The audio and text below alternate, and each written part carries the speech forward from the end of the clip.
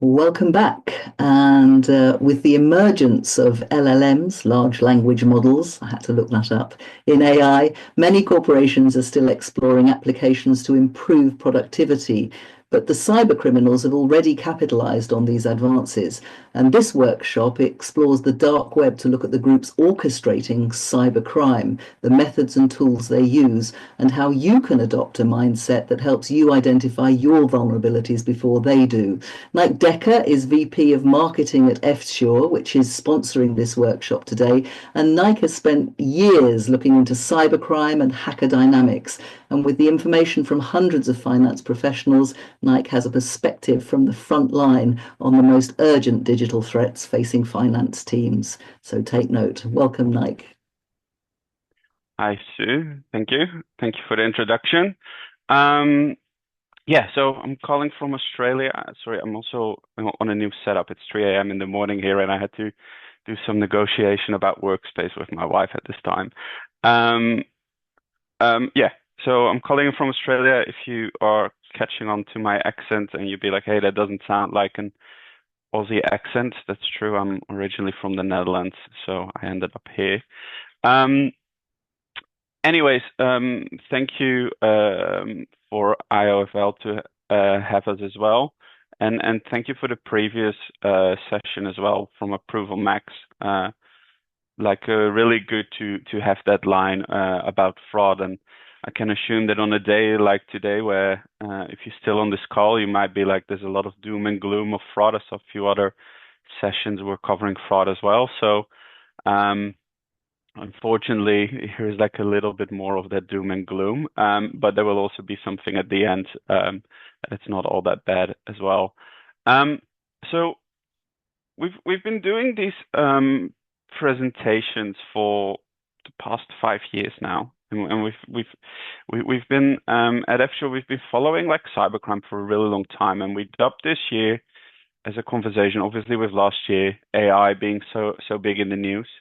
And this year we think like we dubbed it like Cybercrime 2.0, meaning if cybercrime is evolving and you compare it to software packages, and we've seen 1.1, 1.2, 1.3, now with AI, and the way of how that's taking shape in the industry, we really think we're getting into a new era, and we adopt the question like a new wave of corporate financial fraud coming. So this is a question mark at the end. I hope that it remains a question mark, but it might be an exclamation mark later as well.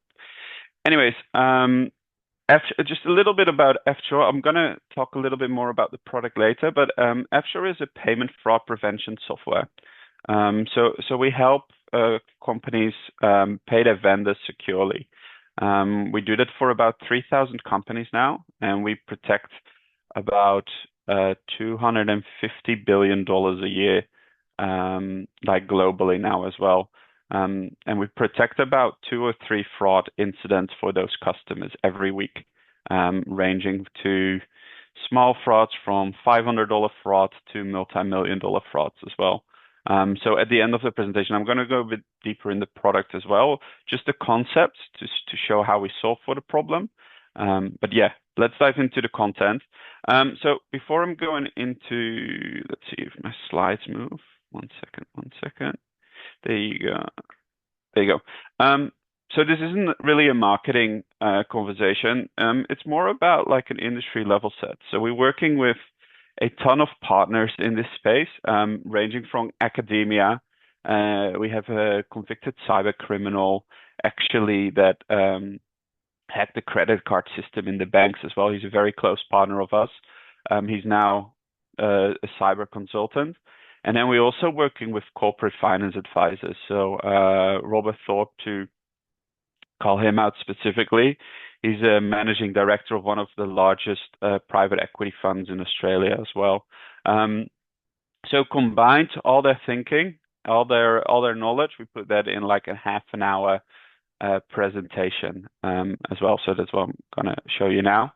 And when we speak to all these people and from all these different backgrounds, all they say is like fraud is like a global problem, and the global problem is increasing as well. Like in every country, especially when it comes to businesses, we see like these frauds due to cybercriminal activity is going up globally. And zooming in on the US and just like the economic impact there, every year like that impact is increasing by 21% in the US, and it's a total loss of cybercrime of $452 billion.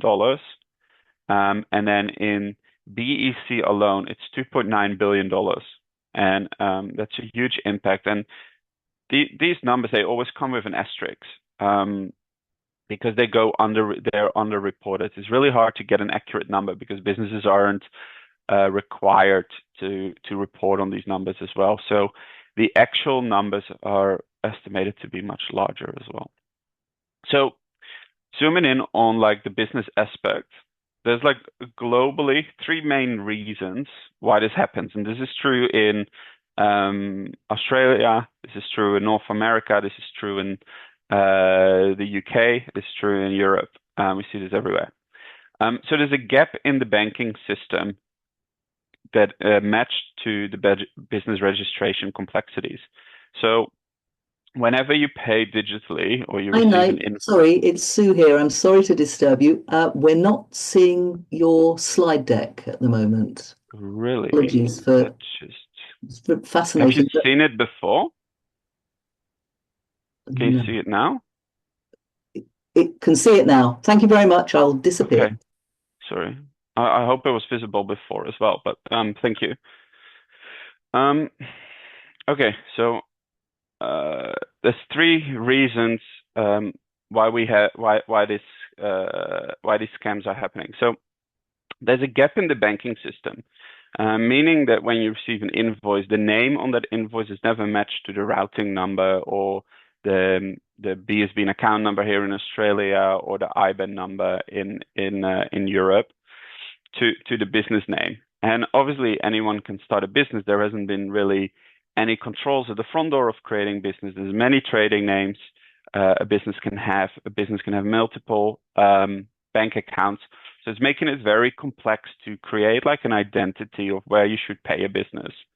And then on top of that, the whole industry is more digital connected than ever. We do like your teams might be doing business with people that they've only met on email as well.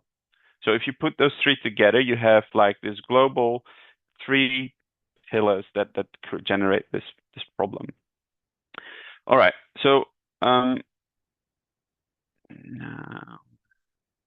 okay, hopefully, if I click on this, still see the screen. Hopefully, yeah, looks like it. Okay. So just going a bit deeper into that, it's like I want to go over like the content. So I'm gonna explain you a little bit about what these hacking groups are, like the people that you're up against, when the people that are behind the big word of fraud, and then how they have evolving their operations, and then also how they are expected to go to operate in the future. And then at the end, a little bit of a leadership response as well. We think fraud and payment fraud specifically, and also battling these cybercrime organizations is something that is a very sits within the finance team, I should say. This as like a CFO or as a finance manager, you are perfectly situated to manage this for your organization. But anyways, let's look at the hacker groups and who you're up against. And they always get portrayed as these guys in a hoodie in a basement, like typing away. But it's actually not true. Like obviously, like Hollywood has done us a massive disservice to show us them in these things. But these are like well organized groups, and they run like industrialized corporations, and they have a lot of funds behind them, and they can absolutely recruit the best people there are. So it's pretty good to understand is that they are run like a business, and I want to show you a few examples. So these are some of the famous hacker groups, and they these are the groups that want to be known. I think maybe just last week you might have heard from the Lazarus group on the left. They're a North Korean state-backed group, and they just did a Bitcoin heist by Bybit. They are suspected to be done that, and I think they stole $1.4 billion in US dollars. It's the largest theft ever recorded in the world. So these are like known hacker groups, and there's very limited information on these, but there is some on these ones. And what we can see with this information, there's two groups. There's like a technical group, and they are run like more like a software company. They have like a very strong hierarchy, and they have developers, they have coders, they have pen testers, and then management and even product managers. And then you have these non-technical groups that are basically more run like recruitment firms or your sales functions. So they have targets, they have to make money themselves, they get commissions. Some of these groups actually have employee benefits as well. So it's a very mix and match, and it's not as structured as the way of how normal businesses go. It's a bit of a mess. Employees can switch companies; they can work for the same places. There's obviously no employee contract. But yeah, very messy, very scary to see that. And what's happening is these groups, they are trading with each other as well. So IT Guru did a study on like how the technical founders, they create like hacking software as a service, similar to your tech stack. And they create this technology for the non-technical groups, and anyone can start that. And IT Guru did a study on that, and they did like what would the scammer kit for dummies be to start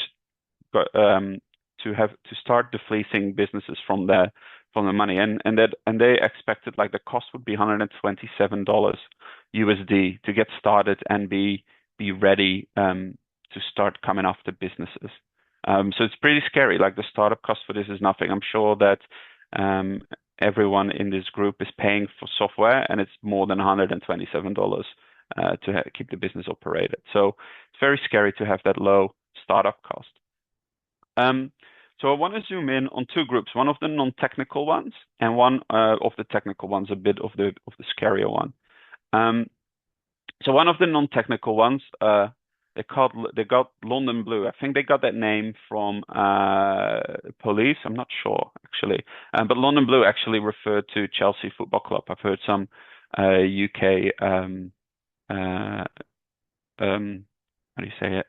Sorry, I've heard some UK accents, so I'm sure that this doesn't get lost on this audience, what Chelsea Football Club is. Basically, this group in like 2011, they started in Nigeria, and they did scams on Craigslist. And the scams evolved, like they became more and more sophisticated. And in 2017, they started targeting finance execs, and they had 50,000 leads in the system. So obviously, as they get access to better scams, better tooling, their risk-reward ratio go up. You see these groups moving more towards coming after your money, where there's like more to gain from them, bigger sums of money to make. And then as they can hide themselves on the internet better, there's obviously the risk-reward ratio goes up going after businesses.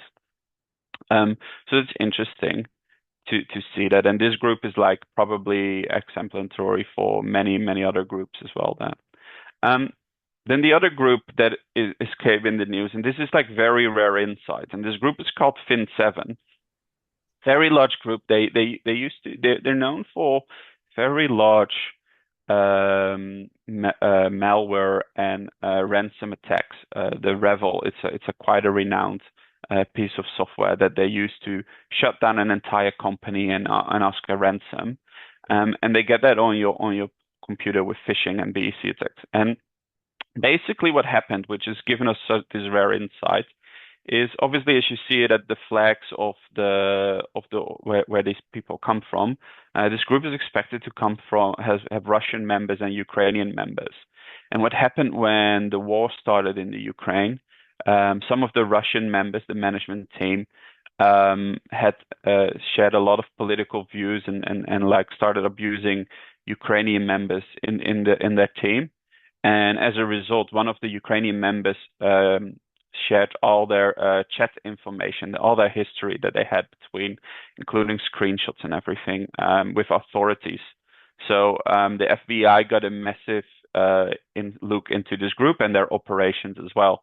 So I'm going to take you through some of their findings that came. This comes out of a report from a threat insight agency called Agari reports as well. So you can find that report yourself. But basically, this is their org chart. It's very similar to, as I said before, a software organization had 3 managers at the top, a few developers, pen testers, and then affiliates that jumped in every now and then. What was also really interesting to find, they actually had to launder their money. They were working with 2 legitimate cybercrime companies. The people that worked there, they actually thought they were writing software and scripts, pen tests, to do right. But actually that code was used for malicious purposes, and these scammers didn't even know. And the clients that they worked for were actually set up fictitious by this Fin7 group as well. So it's very fluid of how these guys operate, but their org chart is very well organized.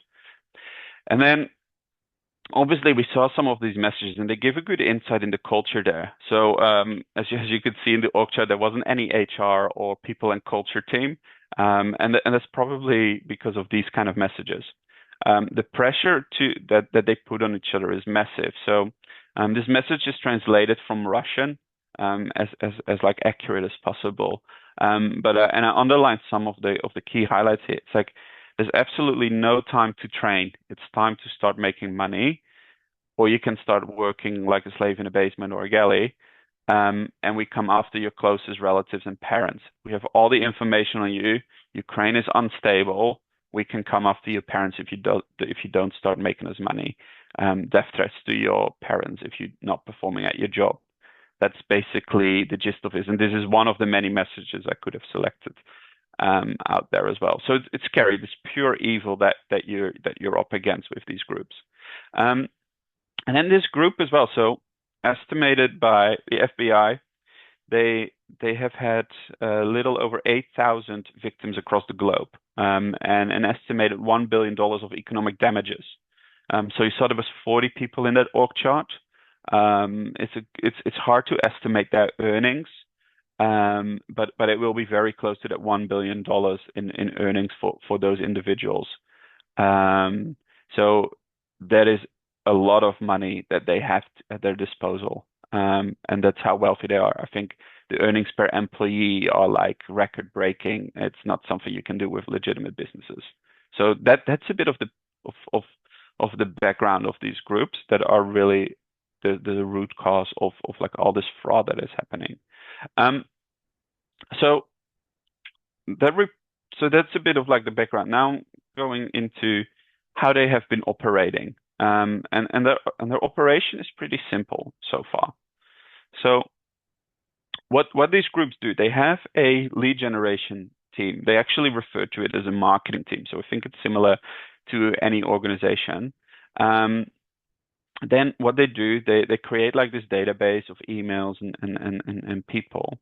And then they do open source recon. So they're going to find more information on the target, and then they do an attack. So they select a group where they have an attack, and then they try to siphon the money through mule accounts. So money mule accounts are accounts owned by individuals that may not be aware or are aware that they are laundering money and siphoning money from victims into other bank accounts. So I'm going to show a little bit of insight of how Fin7 did this as well. So in the leaked messages, this was the CRM, the Salesforce, so to speak, that they used. So it had logos, it had the headshots of the people that they were after. And there's even like room, it might be too small for you to see, but there's even an engagement score of the manager comments, like what you should do. And they basically did a prediction score of how successful a scam would be. And I think there were like a little of 80,000 finance leaders in here. And looking at the targets, I think it's safe to say, and this is something to pass for as well, is like your pictures are on a system like this as well. Your pictures, your logo, information on you. There is a group somewhere that runs a system like this, and your pictures are in this system as well, including all your teams, all your team members, including everything about your company. And so in this case, like Fin7, they had the system linked to some of the legitimate providers here as well. So there's API calls that they made to enrich the data. So they knew a lot about businesses. They had direct linking to LinkedIn, Dun & Bradstreet, Crunchbase to get company information. ZoomInfo is a vendor that provides sales information. They had an account of that as well. So they get all this information on you as well. And then they build like 10 custom APIs as well to enrich the data even further. So it's pretty scary. So that's how they get all the information on you. And then it comes to the attacking place. And this is probably a bit too technical, even for me. I asked my team what does this mean, and they explained it to me, and I still don't understand it. But basically, the gist of it, Fin7 used a vulnerability in Excel that installed a remote access Trojan, and this remote access Trojan is called Remcos. So this is one of the ways we've actually seen this year as well. There's also ways, obviously, with the emails, like when somebody of your work in your team or a vendor clicks on an email, and the device gets infected. But we've also seen document signing software and their APIs being abused, and even some ERPs as well in invoices where there's a vulnerability as well, when invoices are being sent from a cheap ERP or mid-market ERP system as well. So there's all these ways. It's going beyond email. It can be an Excel attachment. It can be anything. And they install Remcos, and Remcos is quite a renowned bit of software.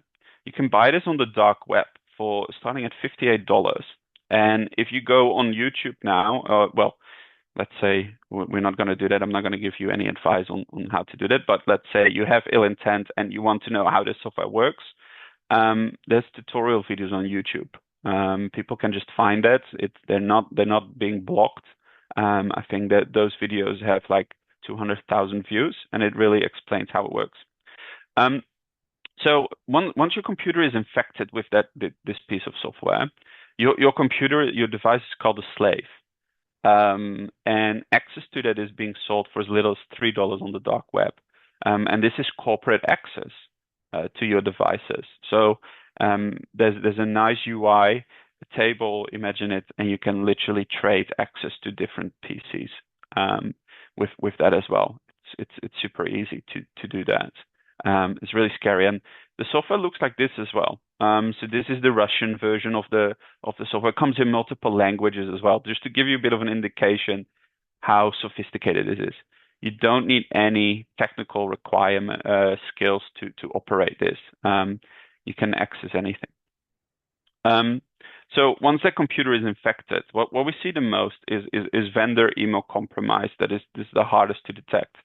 And vendor email compromise is similar to business email compromise, with the only difference is that to you it just looks like a normal email that you got from the legitimate person that you're speaking with. These emails, they like, I don't want to go in it too deep because I think that this can be a whole session on its own. There used to be tell signs, right? Like if somebody made a mistake in grammar or spelling, you could find that. Now with ChatGPT, these are getting better. But no matter what the tell signs are, or if there are any, there's always like these red flags, and it's like going back to like, what are they asking me to do in this email? And two red flags is like, take care of this personally, do it quickly, and keep it quiet. Don't tell anyone. And it's basically asking people to divert from what the processes should be. So that's very, very important to note that. Anyways, what happens is money leaves the account. If they are successful, money leaves the account, and basically the next step is their money mules and their network. So in the case of Fin7, like the way of how they recruited money mules was very different. They created a whole mix and a network of businesses, automated crypto purchases, cash moving between countries, making it extremely difficult for banks to recover your funds as well. And then at the front of it, they recruited convicted sex traffickers in the US when going after US customers. So they were probably blackmailed. They found a vulnerability with them and were blackmailed into complying to allow their accounts to be used for these services. Here in Australia, there's actually recently an article in the national news about how foreign exchange students were being pressured into having their accounts being used. Sometimes it's also people that are themselves the victim of identity theft as well. So it becomes really hard as well. And what it is as a business, if you are being defrauded and your money goes to any of these accounts, you probably have to sue the person behind that account who can be the victim as well. I know for a fact we had a few stories here about a business that had to sue somebody that was completely financially bankrupted by these criminals, but they had to sue them for an insurance claim. So it becomes very hard and difficult and painful when money leaves the account to any of these money mule accounts. So to summarize, that's like the cyber 1.1, 1.2, 1.3, 1.5 story. The 4 steps. Now, where we go in is like cyber 2.0 and why we're doing that. And this is where we think AI is having a massive impact on this story. So I just put like some examples in there, but basically lead generation and open source recon, those have been very time consuming and hard to do processes. This is where the most of the cost for these guys are at. And this is now being done by AI and AI agents. And for those that don't know what an AI agent is, it's basically like a chat GPT, but it can also do things. So it can send out emails. It can reply. It can learn. It can set up meetings. It can have actions as well. And then obviously in the attack and in the mule accounts, deepfake and synthetic identities are becoming like very prevalent. So whether we'll look in the future, and this is something we haven't seen yet, but with the advancements in AI agents, and for those that are a bit clued into what's going on, there's a new AI agent released on I think it was on Sunday. It's called Manus. It's from China, from a Chinese vendor. It's super powerful, and it would technically be able to do these things. So it would use all this data from an existing database. It will enrich it. It will engage with your organization, people in your organization. It will learn from those from those interactions. And then what was previously known as phishing will just, or as spear phishing, sorry, will just become phishing. It will be very personal and highly targeted scam attacks on you. So this is something we haven't seen yet, but this is very close, and we're very alert on this as well to see how this is, what this is going to, whether this is going to happen. Then something that we have seen, and this is pretty scary. This tool is developed by a group called Google Xcoder. So the name might suggest that they actually used to work at Google as well, but that would just be a guess. But this is sold via Telegram on the dark web. And basically what this does is it's a piece of malware that you can install on someone's computer, and it automatically detects whether there's an invoice or a payment request being sent. And it will change the bank account details on those invoices to a fraudulent bank account automatically and in real time. And the hacker gets a nice alert. So I think in the ad here, the lifetime access cost $15,000 US dollars. So 15,000 K to get lifetime access for this. And then, so it looks like this actually. And what is interesting to see like how sophisticated this is going into the system, you can actually set a threshold of how much value the invoice should have before you decide that it should change details. So you don't get detected for a small amount. So here the threshold is set to $1,500. And it will just look like this for these hackers. So you'll install this and then you get notifications on Telegram when an invoice is changed, what the amount is, what it's swapped to, and when the due date is, when you can expect to be paid as a fraudster. So super scary that this is already happening. It's like we did a bit of a calculation because you can, with one license, this can infect 30,000 computers. Which is a lot. If you really, we did a quick guess. I don't know what the numbers would be for the UK and the US, but here in Australia, there's about 600,000 people that would touch business invoices for like medium to large size businesses.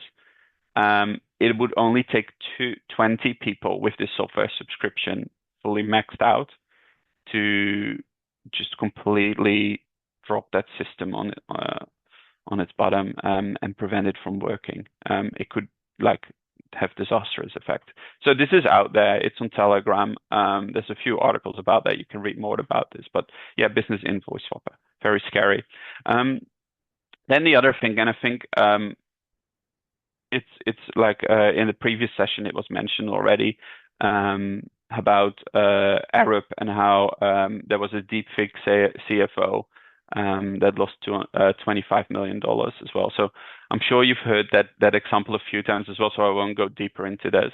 But another example, and this is like also very scary. Sorry, I think like I'm sharing a lot of scary stuff, but we're almost done with the scary bit, and then we go into the solution bit. But deepfakes to create these mule accounts, and with indeed like digital identity and identity theft. What we now see, deepfake technology is super sophisticated. One of the best detection softwares. It's built by Intel. Let me see what it was called. It's called Fake Checker or something like that. And what the software does, and this is how sophisticated it is to detect this. It looks at the blood vessels and the changes on someone's face and the skin to detect whether it's computer animated or whether it's actually real to detect it. And even then, it's hard to detect. So whenever financial institutions require know your customer and like the pictures that you have from the iPhone, currently that is quite foolproof, but there's a cat and mouse game as well. So some deepfake have actually been able to bypass that biometric security as well. Okay, so how does this all evolve like over the next 2.0? And there's 4 predictions that we have that will happen. So these attempts are going up. We'll see more and more as the barriers to entry become lower. Those tools become cheaper, and therefore like those attacks become more sophisticated. And then we are very like fearful of like where these agents are going and the development of that. That's definitely something to pay attention to. So this is like something in the near future as well. So what can you do as a leader, as a finance leader, and what do we think is like a good leadership response? So we're going a bit more in the brighter thing. So obviously these attacks, 99% of them are financially motivated. And because they're financially motivated, and as the guardian of cash, as the CFO you are, or the finance leader, this should fall into your wheelhouse. This should be you leading this. This should be you talking to the board, talking to your entire C-suite. Hey, there should be something happening here. And we're speaking with many CFOs, and we've identified these three mindsets, and I'm curious to hear from each and every one of you, maybe later in like where you fall in these buckets. So there's these three different mindsets. There's this passive mindset. Well, if it happens, we can weather the cost. This won't happen to me. It's not worth the investment. My employees won't fall for me, and this is not a big thing for us in our business. It's one mindset. There's quite a few finance leaders that fall into this mindset. Then there's this other mindset, and it's getting a bit better, but it's still a bit of an issue. It's the defender mindset, and it's like, look how much we've already invested in fraud prevention. Like some of them would say, some of our customers would say, hey, we got FCHO. I don't need to do employee training. Or they say, I do employee training every 2 weeks. We are completely secure. No worries, we're right.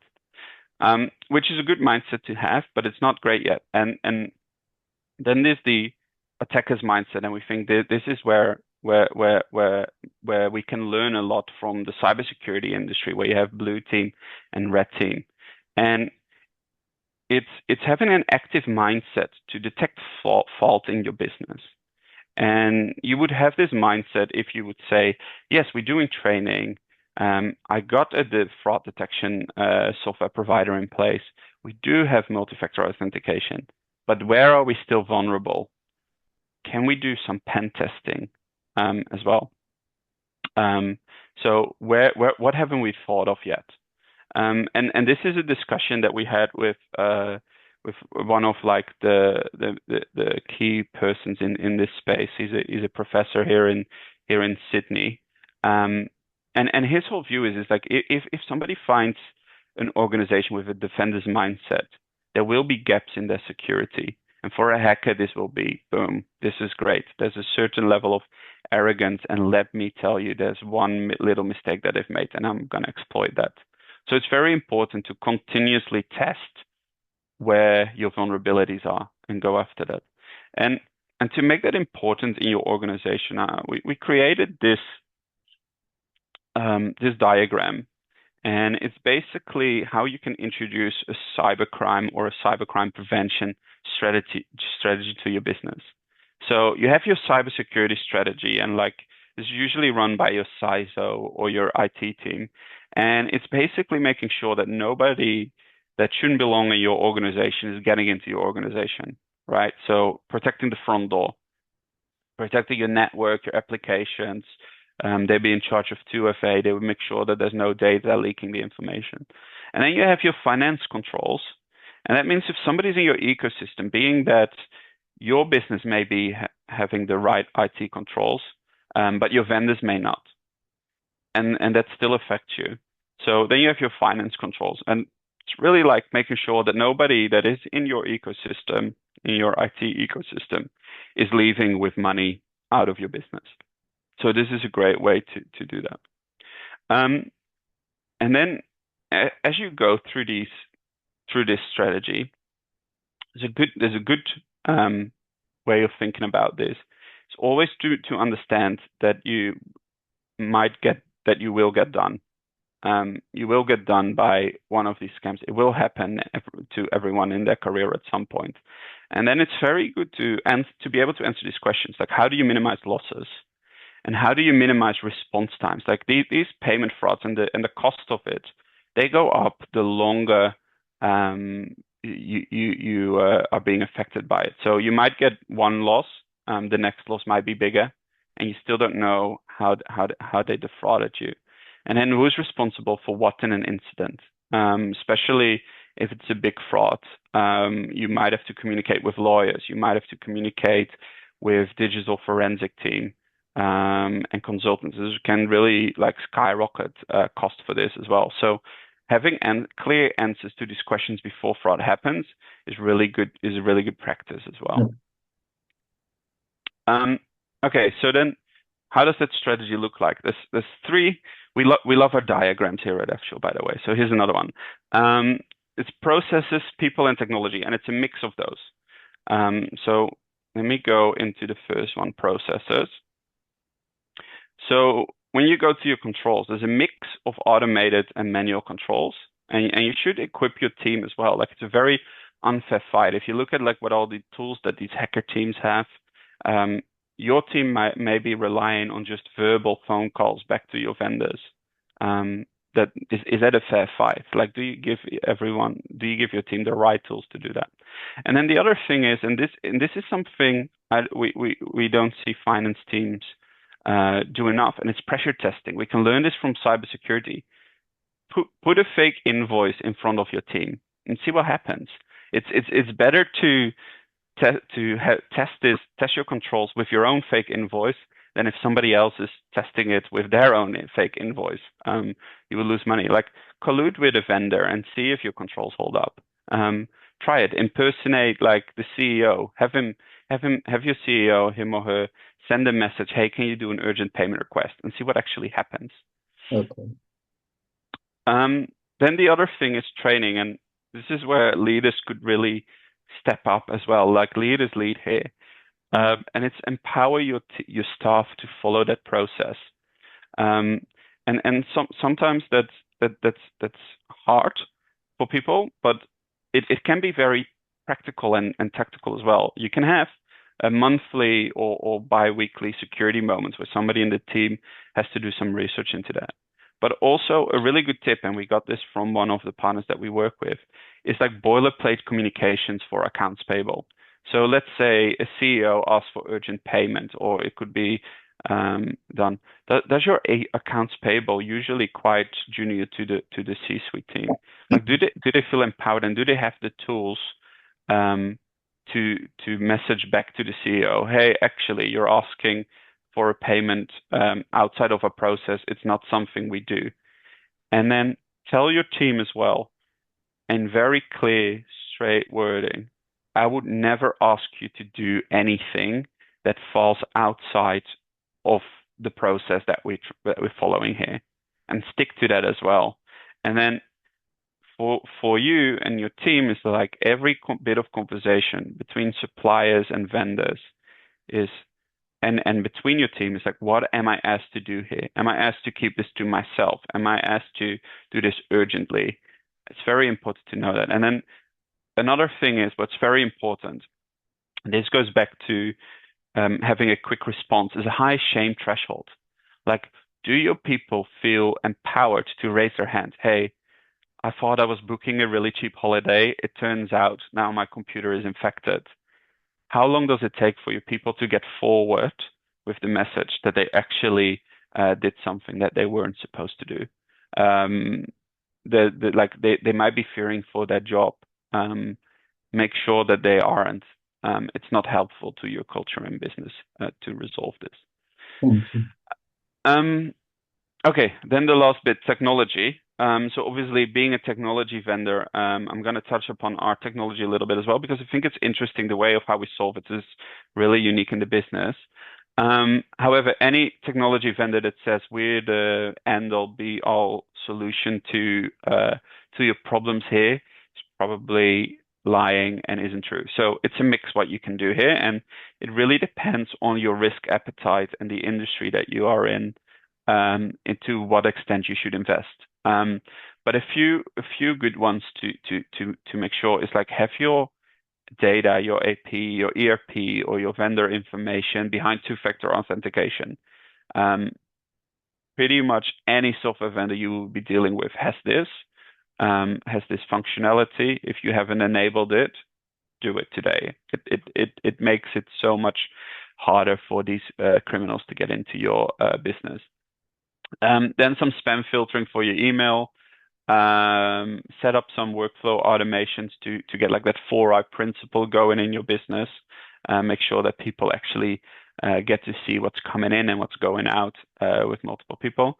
And then clear vendor management as well, and clear payment protection for accuracy. So I want to go a little bit into how we at F-Sure think we solve that, and it's quite unique in that way. So F-Sure is basically bringing your financial controls into the digital age. We have like a verified vendor database. There's we have like that is shared between our customers. And then between the procure to pay cycle, we send persistent real-time alerts.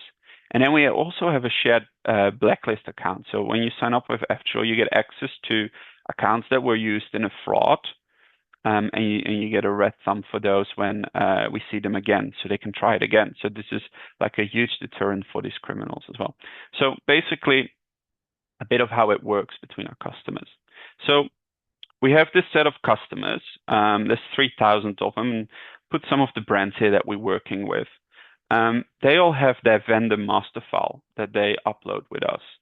So they're all trading, all the trading partners are in here. What we then do, we enrich that database that we get from them. So whenever there's a new vendor, I'm going from top left to right and then the bottom. So whenever there is a new vendor in your business, we make sure that we onboard them. So we check whether their bank account actually matches their business name, and that you are going to be paying who they claim they are. And for those that are in the US, that technology is very similar to how you would validate your bank account details, like in SuperTax. If your vendors don't do that, we can also do like a callback control. We have a team of specialists that are trained to do this correctly. Then that data gets enriched by third-party verified bank data. There's a lot of these databases out there. For in the US, you may have heard, or in the UK, sorry, you may have heard about confirmation of payee. In the US, that's early warnings. So we enrich that data and we match your vendor master file against that data as well. And then we use other data as well to further verify the business name. So we do an EIN search, which is in the US, the business name, tax number with the IRS, and we're also doing compliance searches. So think about anti-money laundering and controls like that. So you get access to that. So obviously we're creating like all this data together. And then we're looking at the customer vendor master file. And over time, as we are getting more and more customers, we see that people trade with the same suppliers. So if you look at like Pepsi, the CPA, and Sutton's, there's a green thumb between them. So they might all be working with the same office furniture supplier. Niek, I'm really sorry to disturb you. We're running quite a long time over now. If you can wrap up gently, that would be great. Okay, sorry. Yeah, I'm almost done. Yeah, sorry. Okay, so what happens is our data gets progressively more secure as well. So that's how we solve the ecosystem there. We back that technology. We recently, if ever like you verify a vendor with our data, and you do get a fraud, we pay up to $1 million. We guarantee the loss there to up to $1 million. And what you get as a user, you get like your verified suppliers in real time. So all your dormant accounts are being checked, and you get this in your portal. You get like to see the health of your supplier list. And then when you make payments or where you prepare them, you actually get a clear overview of a red thumb, green thumb, and you can update them as well with us. So if you want to learn a little bit more about the conversation, you can download the guide that we do. Every year we talk about this problem of cybercrime and how it pertains to CFOs as well. So thank you for your time. Apologies for going a bit over. I thought I had this time. So yeah, sorry about that. But that was it. If you have any questions, just reach out to me on LinkedIn, and I'm looking forward to hear from you. No worries. Thanks, Niek. Sorry I had to disturb you. It was great. That's all right. Absolutely fascinating, and I'm sure people will reach out. And that information with the QR code to be able to get your updates and all that work you've done. Scary stuff. I hope people are fighting back, and I'm sure people will be in touch with you. Thanks very much indeed for joining us in the middle of your night. That was great.